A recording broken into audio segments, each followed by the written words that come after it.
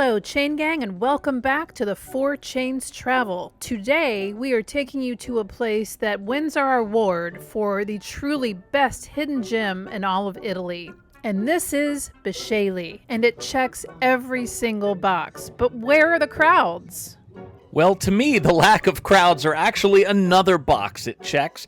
It has the vegetable stands that are mandatory for Angie.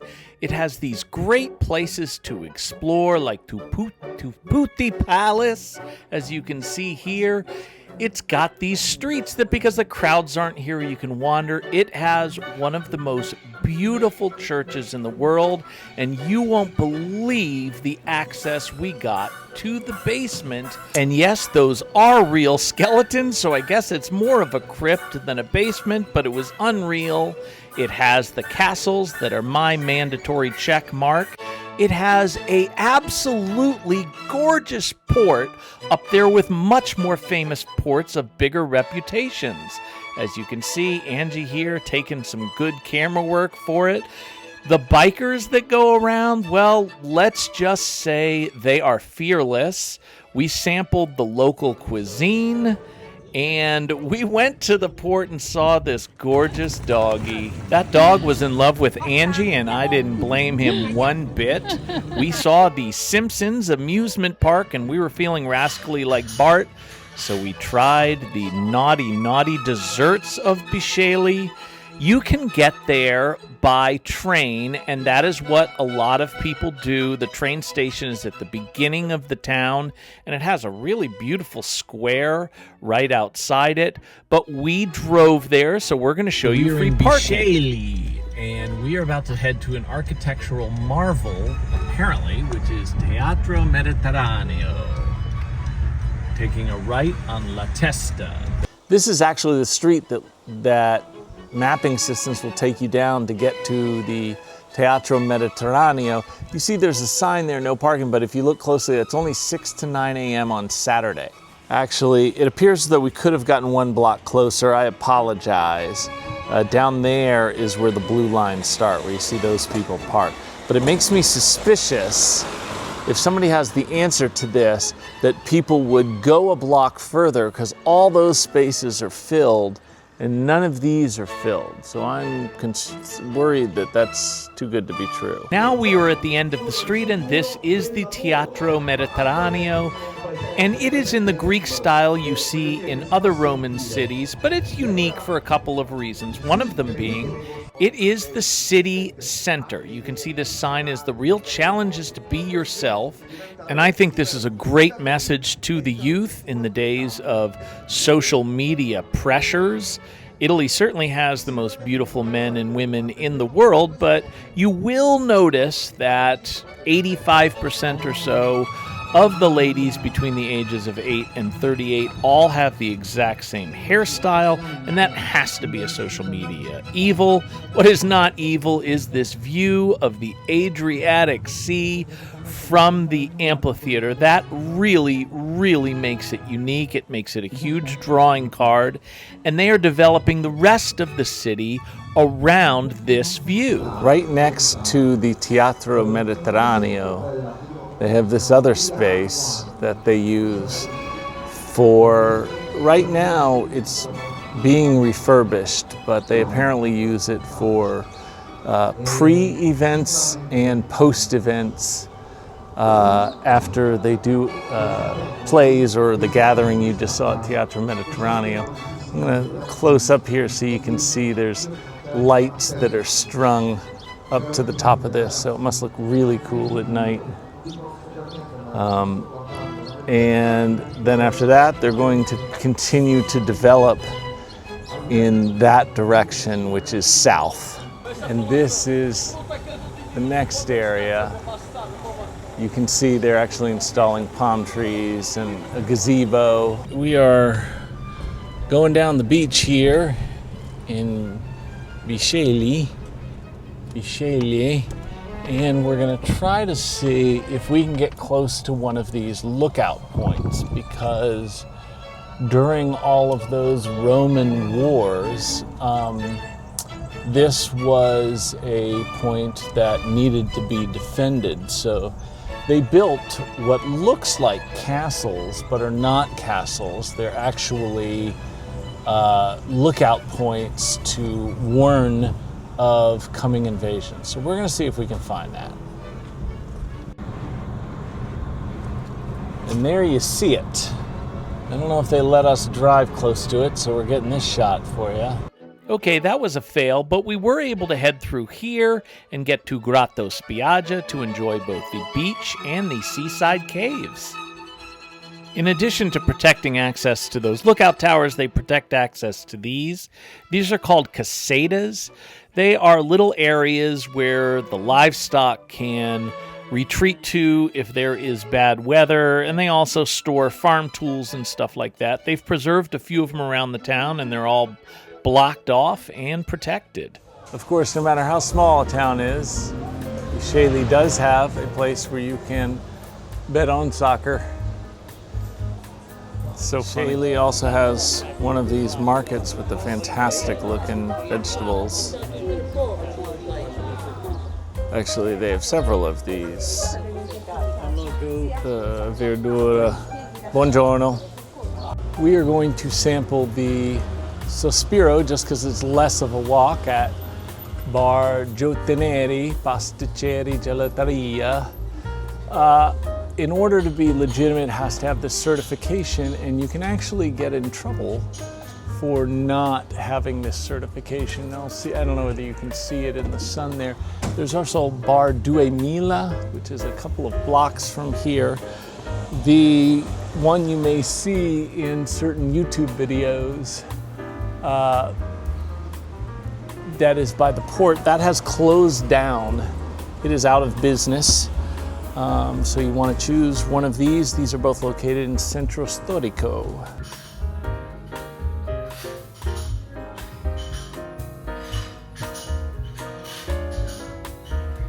So we are both going to try the famous Sospira.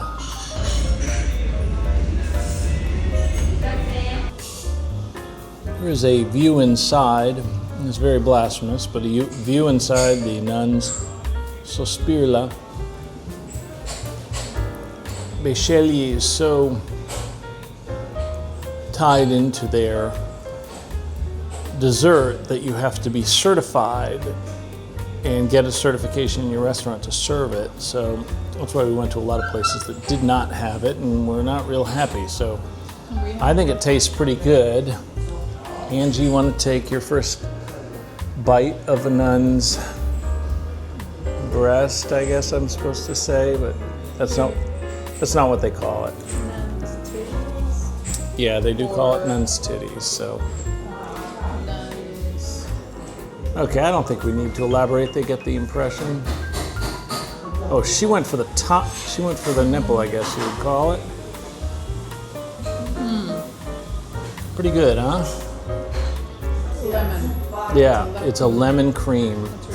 There is a lactose-free version of it as well. Yeah, it's good. We thought this guy was one of a kind crazy, but I guess not. This is to get downstairs. What in the heck? I guess there's no problem. Here's a good example of what confuses me about Bisceglie. This port is gorgeous. And yeah, there are other gorgeous ports in Otranto and Trani and Gallipoli and places like that that have a good reputation. But all of those places are absolutely packed and very few people are here. I don't think that's going to last. You should visit here while you can.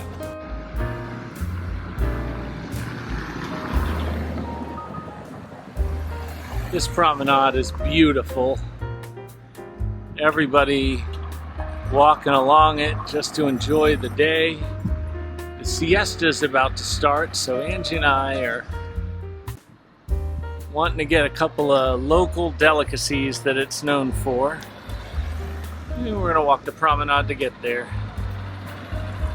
This is the port, and it is certainly beautiful. This water looks fantastic.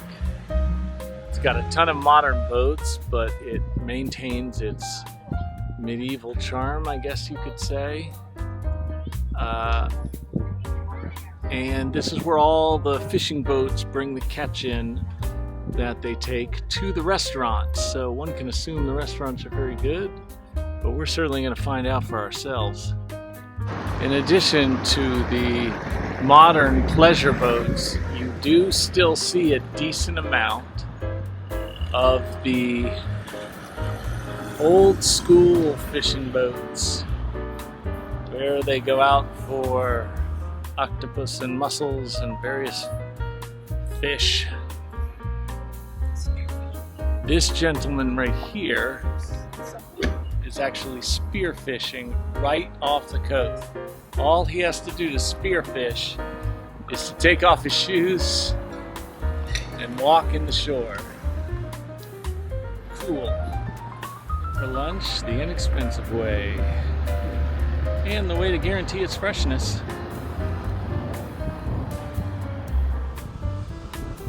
For people complaining that seafood is too expensive in Italy compared to what it used to be, you can still do it the old-fashioned way.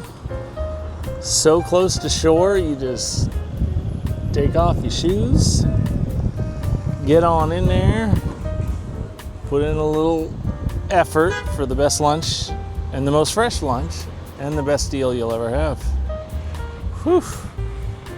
Pro tip, if you are here for lunch, pranzo, all of these places are closed except for La Vita. So look at the menu and make sure that's something that you want.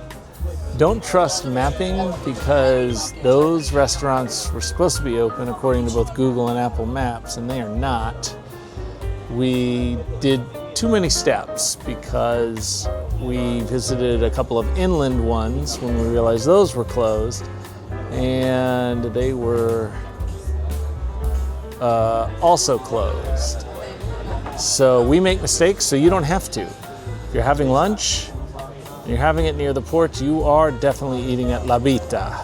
We only had 1 cup of coffee today, and this is a cafeteria, which doesn't mean your lunch lady blues Adam Sandler fans. It means it sells cafe or coffee. I got the cafe americano, and Angie got the cafe con ghiaccio because it is warm today. Yeah, Angie, it's only supposed to be 68, but Angie feels harder than that. It's basically a shot of espresso, and they give you a glass of ice, and you pour it over your dang self. Hoping the food's going to be good too. As always, any kind of coffee comes with a glass of water. Cup, that is correct. This is a plastic cup. And these are our sandwiches. They come stuck together with flags. Irlandese, Ireland, Inghilterra, England. They look kind of like hot sandwiches, but they're not. I got the mortadella, and Angie got, I'm not sure what she got. Classico, okay. Here's my review of the place. The view from the restaurant that you see now at La Vita è molto bello, very beautiful. The coffee was great. The sandwiches were really, really bad. Stale ingredients that weren't listed, and there was no cheese, and cheese was listed. So if you are here for lunch, I would go to the interior where all the locals live.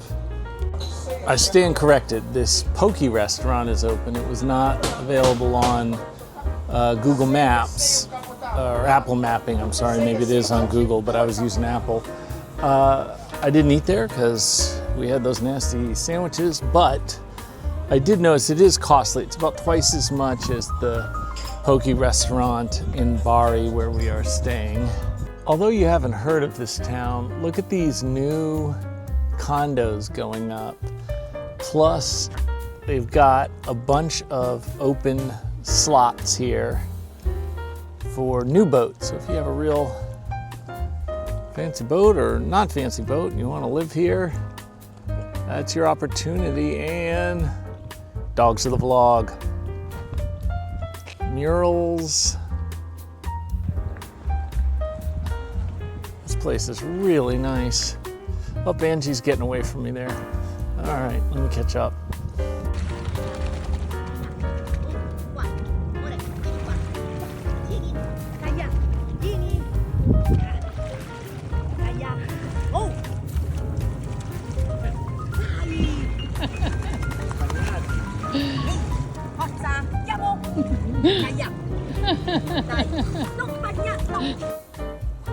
Dogs of the vlog.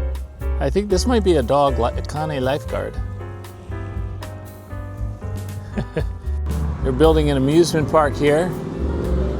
They already have a one of those flying swinging chairs, and they are building the Simpsons slide. By the time you see this, it might be ready.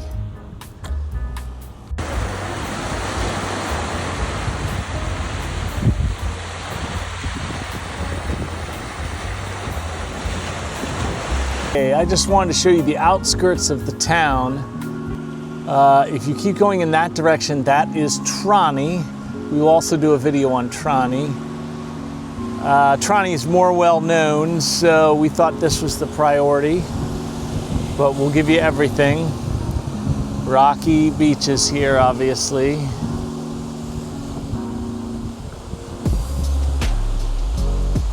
And then in that direction there is the port. As you see Angie walking towards us, that is the port where all the seafood is brought in by the fishermen and distributed to the restaurants.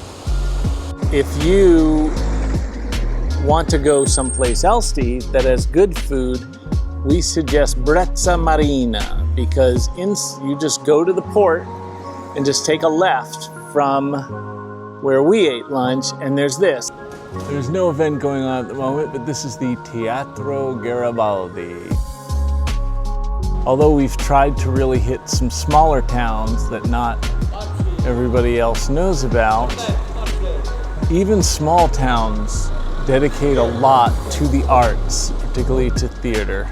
Okay, so this is the interior of the Teatro Garibaldi. There are lots of arts buildings dedicated to Giuseppe Garibaldi. They're allowing us to film this because they're doing renovations, but it opened in 1872 with Verdi's Rigoletto, and it was refurbished in 1910 and 1911, but wasn't used a whole lot after World War II, except as like a movie theater and occasional performances. And then since then, the government has declared it historical interest and not even allowed them to show movie theaters. And I can't wait to see it when it's renovated. We're here at the Palazzo Tupiti, which has been around since the 1500s. Just a wonderful facade here. It is called the Palazzo Tupiti because it is exactly that. The Tupiti family bought it in the 1700s. And that's tradition. If you live there, like the Palazzo Medici, you get to call it your house. It is really regal, and we're going to see if they're going to let us inside.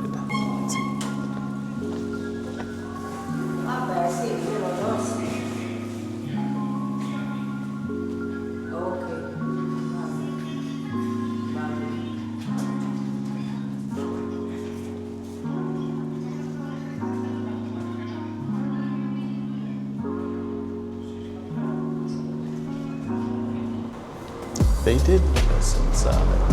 If you want to avoid these stairs, there is an elevator,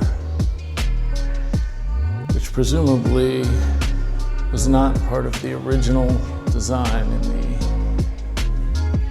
1500s, if you see it in here. Okay. We spoke Italian and they let us up here. You can see that ceiling is wooden with planks. I'll see if I can go up there, but it's cool. If you come at the right time, they'll just let you come in and explore. Much more trusting than they would be in a larger city where they would charge you admission and a guard would follow you at all times. The truth is that, almost all of these cities, aside from like Milan, has these beautiful streets to walk down, but we've really enjoyed exploring the smaller cities where you can enjoy those streets and you're not surrounded by 1,000 tourists. So this is kind of nice. This particular street is dedicated to Marconi, one of the most famous, or I would say not most famous, but most influential Italians who ever lived, because his invention of the radio, both to use for war-related communication and, of course, for information like when presidents used to speak on the radio. And that continued, the prominence of that, until MTV. And then, as the famous poets, the Buggles, would tell you, video killed Marconi's reputation, if you haven't heard of him, why. And they also killed the radio star. Now we get to the highlight of our visit. This is St. Peter's Cathedral. It is very impressive. It began construction in the year 1073 and took almost 200 years to build. It was financed by Peter II because he was named after St. Peter.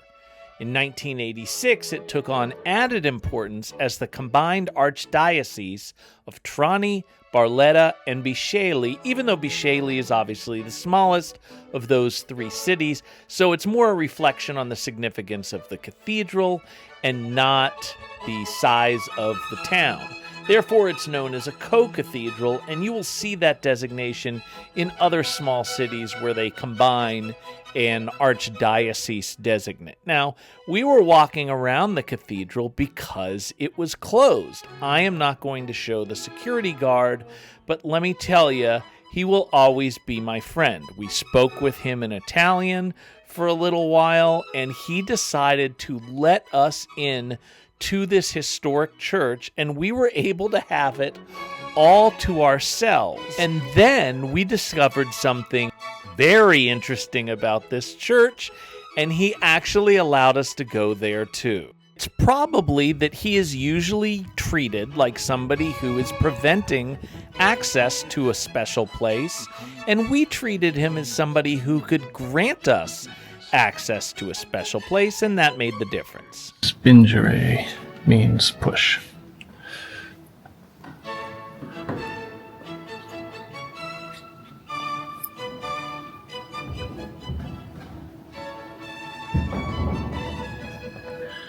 You're in for a treat. This is the absolutely gorgeous altar in this cathedral.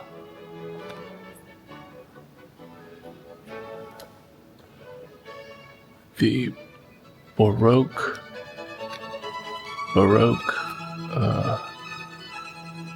detail is just gorgeous. Hats off to the security gentleman outside who allowed us to come in here and film in privacy. I'll scroll up to the organ. I think that's going to have plenty of power to get through here. The rest of the church, not nearly as ornate, but the trade-off for that is that they keep the history. I will point out the wonderful arcs that are above the hall. And as you can see, the ceiling is still the wooden beams.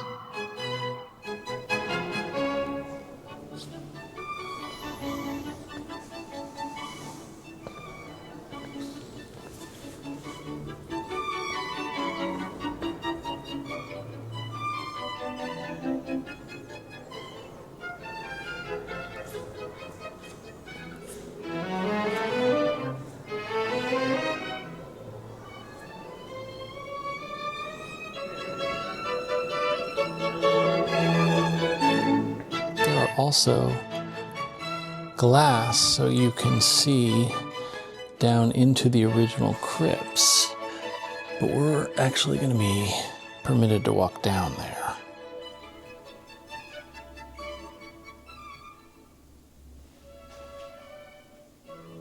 In this back room, they have the city and a lot of the sites that you can go to and some that are not currently available to go to.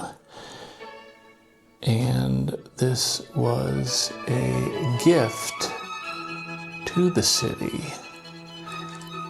And they are brought out for certain affairs, and it was Jacinto Galantino who made these.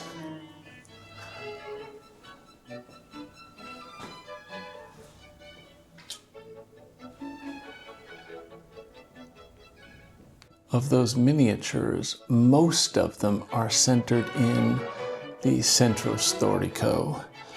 And on this display, they have them all numbered.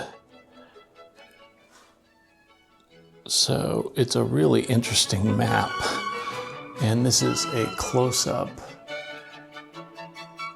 of Centro Storico to make it even easier for you.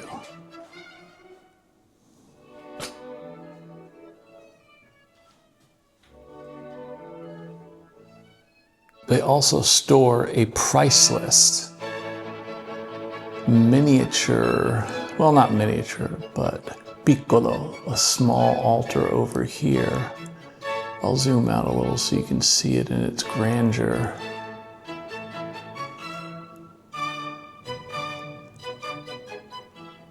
Behind that miniature altar are the crypts. Now, obviously, this is hallowed ground, as about the most strict definition of hallowed ground, so they don't want people walking on it.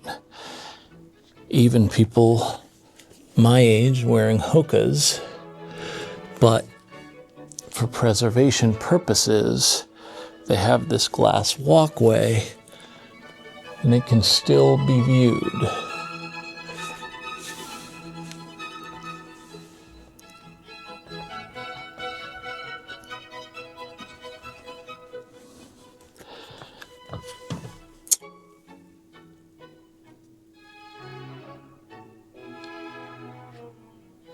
Yeah. These are not souvenirs. These are not fakes. These are skeletons. Wow, what a privilege to be able to see this, although that is very macabre.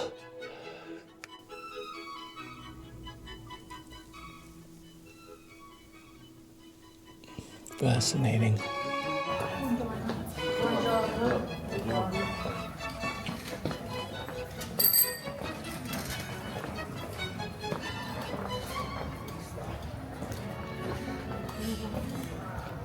I love the castles, and we are going into Castello Svevo Antonio di Bisceglie. It does close at noon, so you want to get there early or go there late.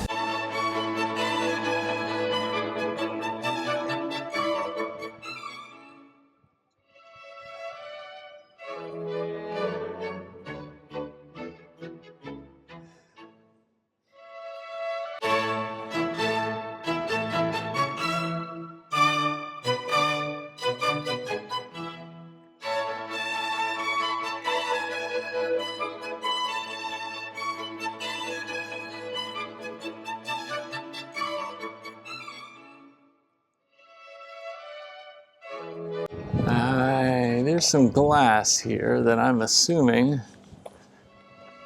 is not the original castle. Looks like this was built for defense back in the day.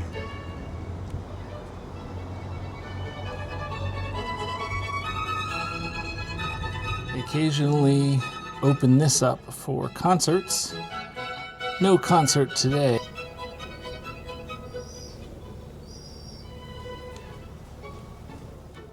When this was an active defense castle, there were 5 of these towers. Only 2 of them remain standing today because, you know, Sometimes castles are not successfully defended, as we found out on Game of Thrones. Of course, even if a castle is under siege, it has to have a church. So this is the Church of St. John. It was deconsecrated because of its condition after losing some battles, and now houses bodies and stuff. It's basically a mass grave underneath there, so they don't want you to see that. To get to the one unmissable spot, if you watch YouTube, you go to this. Even the hospitals look good. The Casa della Divina Provvidenza, the House of Divine Providence. Whoo! Just fell off of that thing. That'll make the blooper reel. Okay. Lots of destinations that you go, they have an arc to get there. I might keep that in the regular video because I don't know, those fail army videos seem to do so well. That brings us to the most visible landmark in Bisceglie, and that is the Basilica di San Giuseppe, which is dedicated to St. Joseph by Don Pasquale Uva, who was the patron of this church. But when he announced the construction, he announced that St. Joseph was his patron. That statue you see there is a statue of Don Pasquale Uva, and the hospital next door is dedicated to the sick and the poor, which St. Joseph was a saint of. If after visiting the basilica you want to return to the port and have some dinner and watch the sunset, as we did, then you should go to the left of the Basilica di San Giuseppe, because they have this beautiful shaded walkway, and it was very hot when we were there, so this was very comforting. It kind of reminded me of New Orleans or Charleston, South Carolina, and they also have these great Stations of the Cross lining the sides of it. You may have seen these things at the side. These can be lit up. They represent the Stations of the Cross. That's the last one that Angie's looking at there. And it's all along the walk. So just because if you happen to be here at night instead of during the day, which is great for the shade, it's a different experience. Like every park, every town, I should say, big or small in Italia, they have a park. Most of them are dedicated to Vittor Emmanuel. This is no exception. Italians love to take siestas. That's why a lot of places are closed for 2.5, 3 hours during the afternoon. And this one also has a monument to Giacomo Mattotti. Nice park. In this park, there is also a monument to Ottavio Tuputi, who, depending on how the video is edited, you have either seen his palazzo or you are about to see his palazzo. One more note, Angie. I think I noticed you taking more pictures in Bisceglie than any other town in Puglia other than maybe Pogliano a Mare, so let's bottom line it. Not only am I incredibly glad that we visited Bisceglie, I would consider making that my home base when I go back to Puglia another time. I agree, but there are a lot of towns that were hidden gems when we first started going to Italy that are absolutely packed with tourists now, and you can tell by the investments they're making that Bisceglie is headed in that direction. So I would see it right now while it's at its best and most beautiful and least crowded. We'll see you next time on the Four Chains Travel.